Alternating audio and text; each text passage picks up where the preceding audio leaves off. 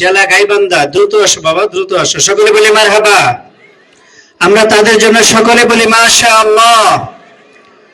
তৃতীয় মাহদি হাসান, পিতা মোহাম্মদ হাফেজ সাহেবকে একটু জায়গা দিয়ে দেন ভাই, ক্যামেরাম্যানরা হাফেজ সাহেবকে একটু জায়গা দেন। জায়গা গাইবান্ধা হাফেজ মাহদি হাসান জি। এর পাশাপাশি আমাদের মেয়ে শাখা থেকেও 3 জন হিফজ শেষ করে সম্মানিত হাফেজা হয়েছেন।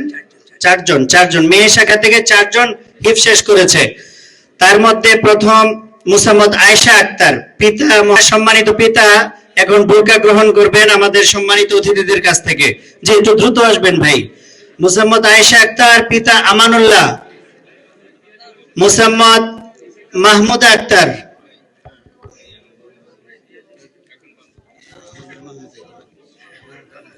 যে আয়েশা আক্তারের বাবা বোরকা গ্রহণ করছেন আমাদের মুরব্বীদের কাছ থেকে। এবং মাহমুদা আক্তার আমাদের মাদ্রাসাতুল আফরাহুল জান্নাহ মহিলা মাদ্রাসার মুহতামিম সাহেবের মেয়ে, সেও এই বছর শেষ করেছে। আমরা সকলে বলি মাশাআল্লাহ, সকলে বলি মারহাবা। আমাদের মুরব্বীদের হাত থেকে আমাদের মুহতামিম সাহেব এখন বোরকা গ্রহণ করছেন ওনার মেয়ের হিফজ শেষ উপলক্ষে। আমরা সকলে বলি মাশাআল্লাহ। জি যে আপনি একটু যে সকলে বলি মাশাআল্লাহ।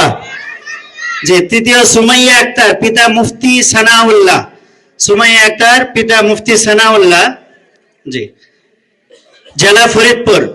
4 নাম্বার জি মুফতি সানাউল্লাহ সাহেব জি জি। সকলে বলি মাশাআল্লাহ, সকলে বলি মারহাবা।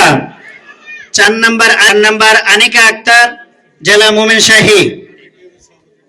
সকলে বলি মারহাবা। যে আমাদের এই কয়েকজন ছাত্রছাত্রীর জন্য দোয়া করবো, আল্লাহ তাদেরকে দিনের দায়ী হিসেবে কবুল করুক। বিশেষ করে আমাদের 3 বারের প্রধানমন্ত্রী সদ্য প্রয়াত বেগম খালেদা জিয়া, যিনি কিছুদিন আগে আমাদের ছেড়ে চলে গিয়েছেন।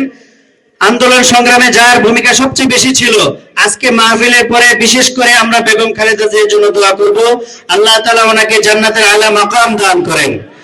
সুপ্রিয় উপস্থিতি।